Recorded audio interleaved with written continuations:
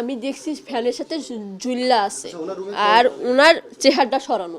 শুধু এই দুজন ছিল কিন্তু উনি একলা ছিল ওই দিন, কালকে একলা ছিল। রুমটা তো অগোছালো, এটা কেন অগোছালো? এটা তো পরে যে লাস্টে যখন স্যারেরা আসছে থানা থেকে, তারা আর কি দেখছে যে কি আছে রুমের ভিতরে এইসব আর কি। ঝুলে যাওয়ার আগ পর্যন্ত তো দেখেননি যে আসলে? না না স্যার, ওনার রুমে কেউ প্রবেশও করে না না না এমন কিছু আসলে না না।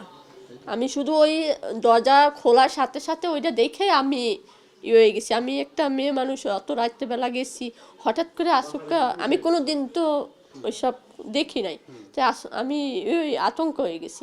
কারণ আমি চিল্লাইছি, ওই যে কেউ শুনছে না, মানে একটা অসুস্থর খবর হলে শুনে না। তারপর নিচে এইসব বলার সাথে সাথে আমি অজ্ঞান হয়ে গেছি। অজ্ঞান হওয়ার পরে এরা সুস্থ করার পরে একের কাছে বলার পরে এরা আবার ফোন দিছে চতুর্দিকে। তারপর পুলিশ আসছে, মানে থানা পুলিশ আসছে, আইসা তাদের সাথে আন্টি মানে সাথে নিয়ে তারপরে গেছে। ওই গেটের কাছে মিরাজ নামের যে ছেলেটা, সে জোরে জোরে থাপ্পড় দিচ্ছিল এবং শব্দ করার পরে আমার মা ওই দারোয়ানকে ফোন দিয়েছে, তাকে জিজ্ঞেস করছে এই আমাদের গেটের উপরে কে এরকম বাড়ি দিল। তো সিকিউরিটি বলছে যে একটা ছেলে বলছে যে এই হোস্টেলের একটা মেয়ে অসুস্থ। এই কথা বলার পর আমার মা এই মেয়েটাকে বলছে যে এ কেডা অসুস্থ, যাইয়া উপরে দেখ। তো তারপরে সে গিয়ে আগে 4 তলায় দেখছে, যাই দেখছে 2টা মেয়ে পড়াশোনা করতেছে। তারপর সে 5 তলায় গেছে। 5 তলায় দিয়ে যখন রুমের দরজা ধাক্কা দিছে, তো না লাইট জ্বালানো দেখছে। দেখে যখন আম্মুরে ফোন দিছে, দিয়ে বলছে যে আন্টি এখানে তো একটা রুমেরই শুধু লাইট জ্বলে। তখন বলছে কোন রুমের? বলছে যে জান্নাতের রুমে লাইট জ্বলে। তো তখন আমার মা বলছে তাহলে তুই চললে আমি ফোন দিই, কারণ এত রাতে তো দরজা করলে সে কিছু মনেও করতে পারে। তো আম্মা যখন তাকে 4 বার ফোন দিছে, ওই মেয়েটা নিচে চলে আসছে। আয়শা আম্মুকে যখন বললো যে ফোন তো ধরে না, তাহলে তুই আবার একটু যা। গেছে পর তখন যখন ও দরজার উপরে যাই ধাক্কা দিছে, এরকম এরকম তো বোর্ডের দরজা, ওর তো আর দরজা অনেক শক্ত না, যে দরজা ধাক্কা দিছে পরে দরজাটা খুলে গেছে পর ও যখন দেখছে যে মেয়েটা হ্যাঙ্গিং ঝুলতেছে আর কি ফ্যানের সাথে, তখন ও ওই ঝুলে গেছে এই কথা বলে সেন্সলেস হয়ে পড়ছে। ফার্স্ট সে বলছে যে তার বাবা মা কেউ নেই, সে অনাথ, কিন্তু আজকে তার বাবা বেঁচে আছে। সেকেন্ড উনি বলেছে উনি আনম্যারিড, কিন্তু আসলে উনি ম্যারিড।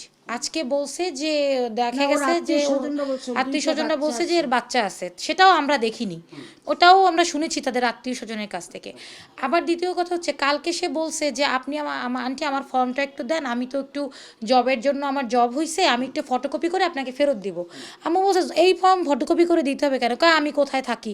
পরে বলছে যে তাহলে ঠিক আছে আপনি আমার ভোটার আইডিটা রাখেন, আমি রাত্রে এসে আপনাকে ফর্মটা ফেরত দিচ্ছি।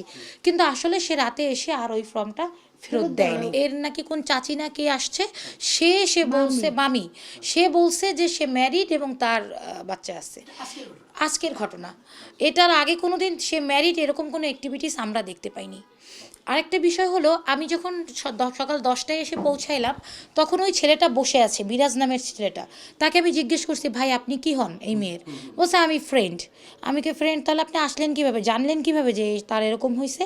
আমি তো জানি, আমি কালকে রাত্র 10টায় ওকে নামাই দিয়ে গেছি। আমি বললাম ও আচ্ছা তাই। পরে আমি বললাম তাহলে রাতে এসে কি আপনি নক করছেন, মানে কে নক করলো রাতে? তো সে বললো যে আমি এসে নক করছি। আমি বলছি ভাই আপনি যে নক করলেন, আপনি একজন সচেতন মানুষ, যেহেতু দেখলেন কি মনে করে আপনি নক করলেন? উনি একটু অস্বাভাবিক কথা বলতেছিল।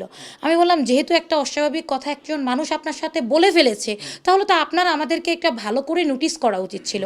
আপনি কেন এই গেটটাকে আরও জোরে প্রেশার করে নক করে আমাদেরকে বললেন না যে এই মেয়েটা অস্বাভাবিক? যদি আপনি বলতেন হয়তো তাই সে মরে গেলে যেতেও পারতো, কিন্তু আমরা হয়তো একটু চেষ্টা করতে পারতাম। তো আপনি কেন এই চেষ্টাটাকে আমাদেরকে করতে দিলেন না?